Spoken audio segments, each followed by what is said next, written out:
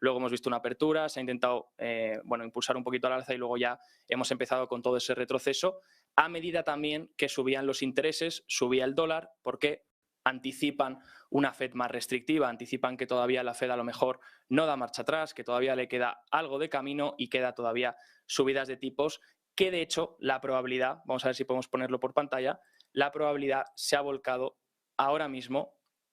Ha desaparecido la probabilidad de 50 puntos básicos, que recuerden que quedaba un poquito de probabilidad por parte del mercado para ver esos 50 puntos en septiembre. Bueno, pues ha desaparecido y ahora se sitúa la máxima probabilidad en 78% por el mercado en que sean 75 puntos básicos. Y aparece esa pequeña probabilidad, igual por la sobrereacción de primeras al dato, aparece esa probabilidad de 22% para una subida de 100 puntos básicos. Sea como sea, ya el mercado está haciendo su trabajo, ya el mercado se anticipa, haga lo que haga la Fed, obviamente parece ser que todo apunta a 75 puntos básicos, pero no tenemos una bola de cristal, no podemos confirmarlo al 100%, pero ahí está. De todas formas, lo que sí que están confirmando hoy son los intereses, en este caso si vemos el 10 años, ya cerquita del 3,5 en el 3,45% actualmente. Y bueno, pues hemos visto CPI. CPI se esperaba 8,1, el anual han sido 8,3%, el core anual se esperaba 6,1, ha sido del 6,3%, y en el mensual, que sobre todo era lo que estaba buscando la gente, esa desaceleración intermensual, pues en el CPI se esperaba que desacelerase en menos 0,1%, era lo que todos los inversores, y de hecho, por si veíamos las encuestas manufactureras, de servicios, los PMIs, etc., pues a lo mejor se veía que podía ser probable esa desaceleración, pero hoy el mercado nos confirma que no ha sido así, que ha sido acelerando mensualmente en un más 0,1, y el core CPI, que personalmente es lo que a mí más me preocupa, acelerando un más 0,6, y aquí tenemos las diferentes categorías, ¿no? Como vemos, si excluimos los ítems volátiles, pues vamos acelerando 0,6 mensual ese CPI subyacente, y eso es lo que preocupa porque ese es el dato que la Fed quiere controlar, porque al final si resulta que la energía, que era lo que no podían controlar, te está beneficiando en desacelerar la inflación, pero resulta que ahora otros componentes son los que te están generando inflación, pues es lo que demuestra que esto se ha podido ir trasladando poco a poco en otras áreas de la economía y que entonces va a ser un pelín más difícil frenarlo, por no decir más difícil. Dicho esto, y sin enrollarnos mucho más, vamos a contar ahora mismo, tenemos a Gustavo Martínez, profesor universitario en finanzas. Y buenas tardes, Gustavo, ¿te tenemos por aquí?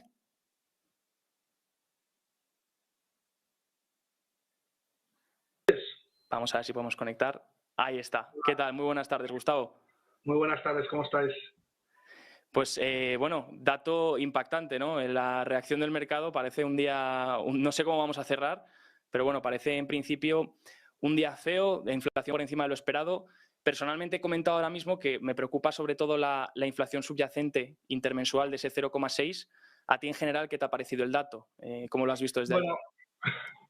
Bueno, en primer lugar, muchísimas gracias, Javier, por invitarme al programa Negocios TV. Hombre, yo lo he recibido con cierta sorpresa. Como sabes, me he pronunciado más de una vez, soy optimista en cuanto a la desinflación, ¿no? Creo que estamos entrando en un proceso de desinflación.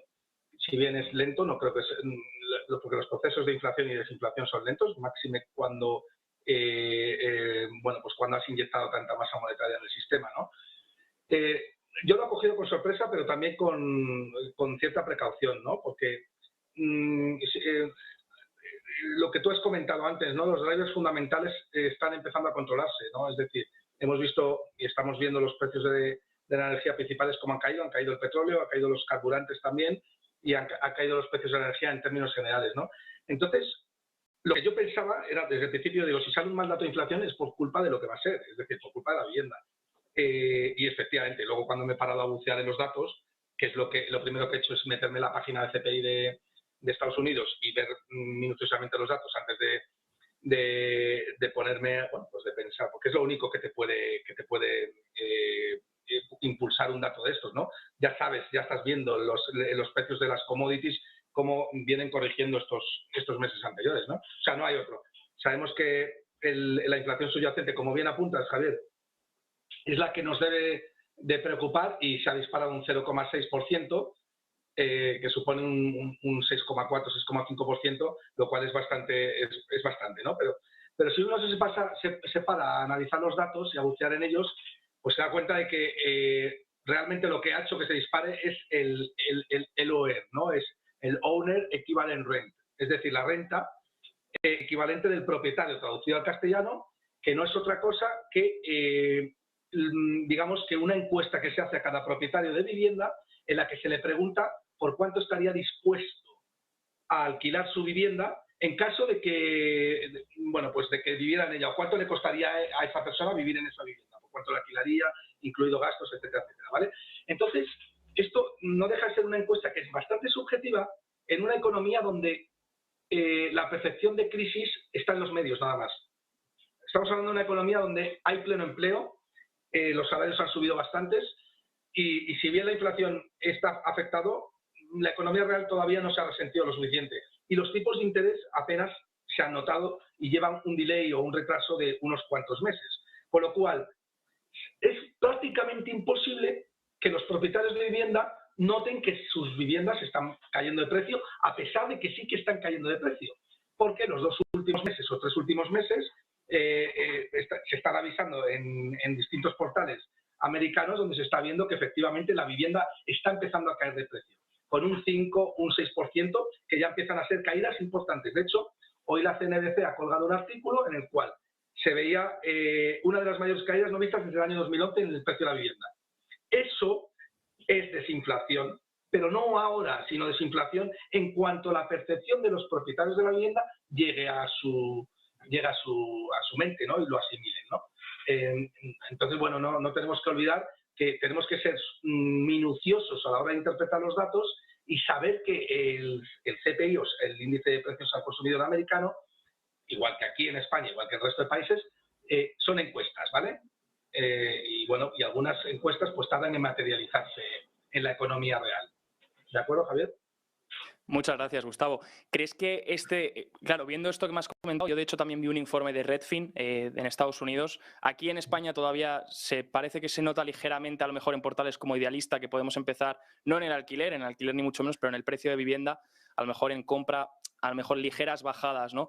Pero ahí en Estados Unidos sí que es verdad que se ha publicado esos informes de Redfin donde se muestra que, bueno, que ya empieza tanto a tardar los meses de vender una vivienda, que antes se vendían más rápidos, como el inventario de nuevas casas y de casas existentes subir, y también el precio poco a poco ir disminuyendo, sobre todo en estos portales o en las últimas transacciones cruzadas.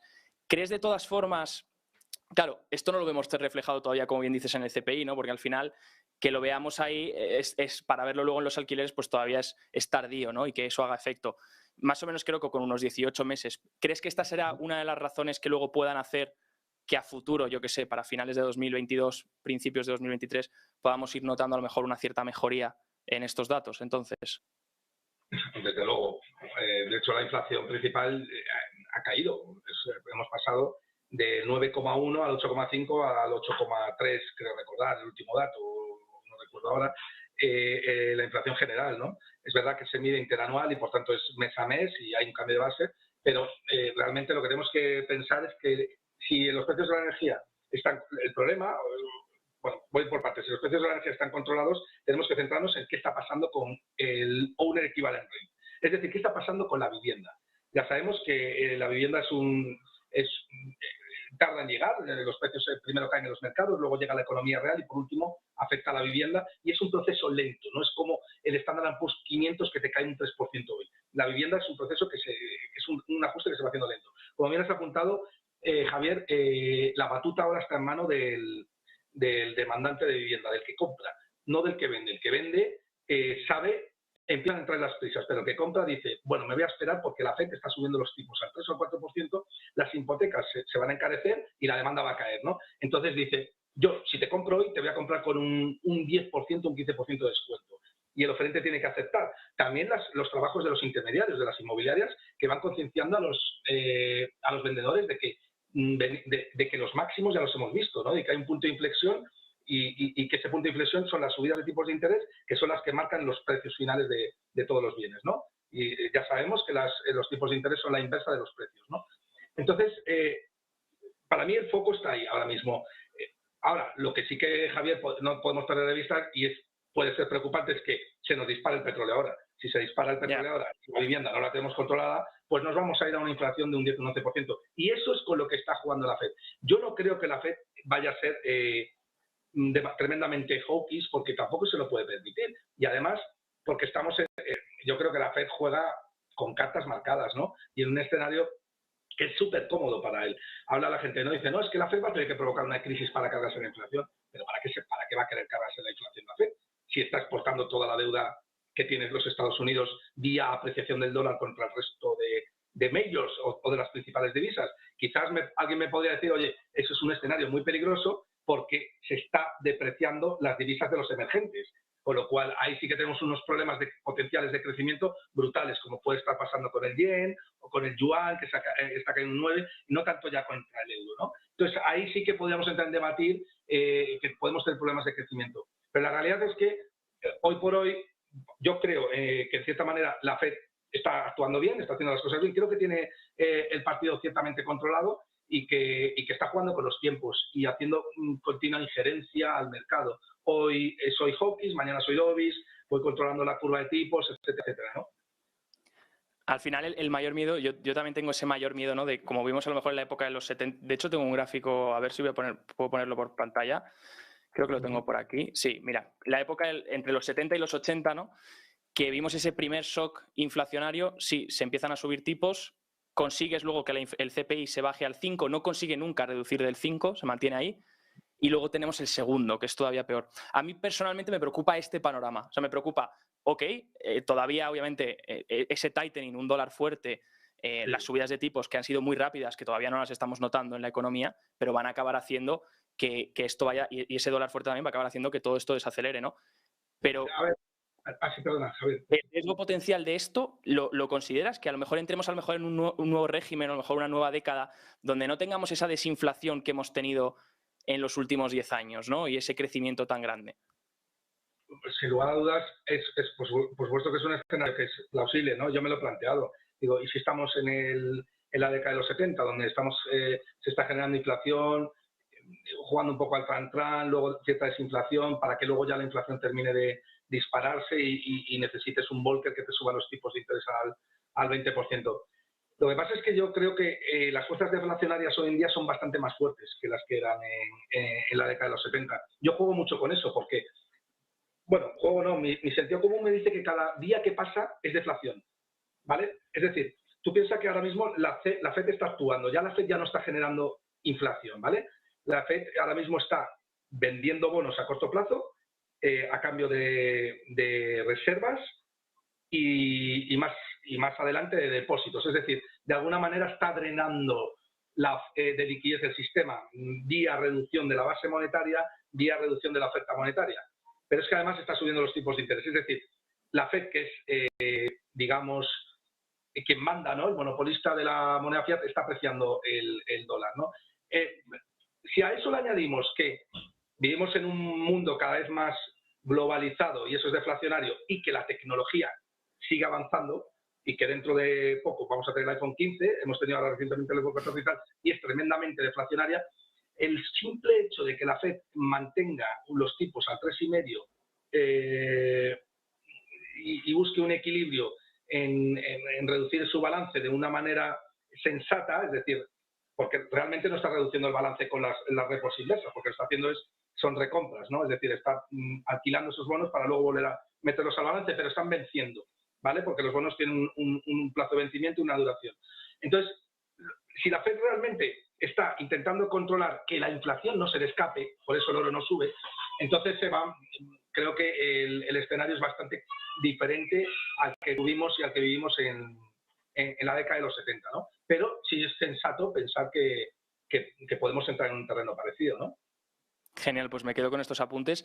Y por último, Gustavo, te quería preguntar sobre la situación de Europa. ¿Cómo ves Europa? Hemos comentado Estados Unidos que, bueno, en ese posicionamiento de que la Reserva Federal ya de por sí empezó a subir tipos antes que el Banco Central Europeo, de que tiene un dólar fuerte ahora mismo y de que va exportando esa inflación, ¿no? Como bien has comentado. Entonces, claro, a Europa que nos queda, ¿no? Como ciudadanos europeos, ¿cómo lo ves tú? Yo lo veo muy mal, Javier. Igual que veo muy bien a Estados Unidos, perfectamente situado. Me he mojado ya. Creo que es complicado derribar al Standard & Poor's 500. De hecho, si te coges algunas de las compañías que más ponderan, pues incluso las podemos ver que están entre PER 10, PER 15, ¿no? Y eso es muy atractivo, ¿no? O sea, al final, invertir en las 500 empresas más importantes del mundo, pues es muy atractivo a largo plazo, ¿no? Entonces, es difícil derribar al Standard & Poor's 500. Tienes que poner algo más encima de la mesa. Yo creo que hemos visto los mínimos este año y tienes que poner algo más, algo que pase algo, ¿no? Es decir, que haya un cierto descontrol. Yo creo que Estados Unidos tiene la situación controlada. Llámame loco si quieres, Javier, pero no sé. No, aquí hay todo tipo de tesis. Nadie tampoco se esperaba que llegase una pandemia y al año siguiente tuviésemos esta guerra, esta inflación, etc. No, pero es que veo la FED un organismo muy inteligente que sabe perfectamente, o sea, que no la veo dejando las cosas al azar, creo que tiene las cosas muy bien atadas. Sin embargo, Europa lo veo completamente lo contrario. O sea, Europa es un desastre en todos los sentidos y tenemos un problema grave. No sé cómo vamos a salir de él. El problema que tenemos aquí no es tanto de shock de demanda, más bien un shock de oferta, ¿no? Porque, bueno, si bien vemos que en Estados Unidos, pues las quantitative easing que nos han llevado a 21 trillones de dólares, pues eso sí que realmente ha provocado un exceso de demanda por encima de la oferta. Aquí sí que hay ciertos drivers que son claramente déficits de oferta, ¿no? Como los precios de la energía. Pero es que, además, nosotros es que estamos vendidos a un dictador, ¿no? Estamos vendidos a Rusia, ¿no? Entonces, todas las inflaciones o todas las, las multas que hemos puesto a Rusia nos las estamos poniendo a nosotros mismos, ¿no? Porque Alemania tiene un claro problema, ¿no? de gas, y mientras que no solucionemos eso, no vamos a poder corregir la inflación en Europa.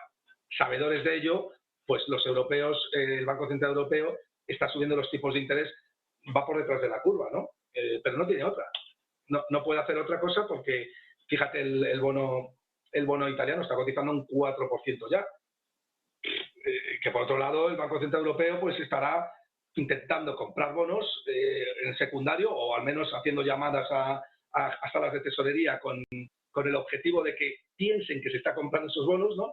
Para mantener esas tiers entre el 4 y el 5%, porque una tier del 6% es, como ya vivimos en el año 2008, 6-7% es rescate, ¿vale? Y rescate, ya sabéis lo que viene. Rescate hay que deshacerse del populismo, hay que deshacerse del socialismo, vienen las revueltas, etc., etc. O sea, vienen los problemas, ¿no? Entonces, para mí Europa no soy nada optimista con Europa, Javier. O sea, dentro de mi panorama objetivo, porque yo intento abstraerme de todo lo que... Si te metes en Twitter, el mundo se acaba todos los días, ¿vale? Javier, eso tenemos que partir de la base de que eso es así. ¿Por qué? Porque vender sensacionalismo es lucrativo, ¿no? Y además es que cualquier programa rosa pues es sensacionalista, etcétera, etcétera. Es decir, yo creo que es muy fácil vender sensacionalismo y es más difícil vender que las cosas van bien, ¿no? Pero es que aparte, además, decir que algo todo se va al garete, pues digamos que no requiere de muchos recursos. Es decir, todo se va al garete y obtienes 10 likes, ¿vale? No tienes que explicar absolutamente nada, sino que todo se va al garete. Entonces, a mí, yo como me mantengo aséptico y prefiero hacer un análisis que son sensatos, pues veo que Estados Unidos va a una velocidad que no tiene absolutamente nada que ver con la velocidad a la que va el resto del mundo, porque no solamente Europa, es que también tenemos los emergentes que están sufriendo muchísimo con un dólar tan fuerte, porque están continuamente importando inflación, ¿no? Y bueno, pues nada, habrá que aprovechar la volatilidad y los miedos escénicos para comprar barato. Sin embargo, yo no veo lucha por liquidez ahora mismo, en absoluto.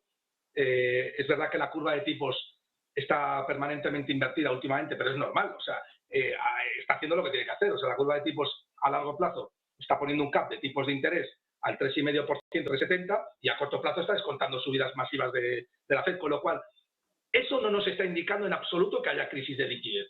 Es decir, para que hubiera crisis de liquidez tendremos que tener la curva de tipos a corto plazo mucho más tensionada al alza. Es decir, que la demanda de liquidez fuera tan alta que los tipos subieran mucho, ¿vale?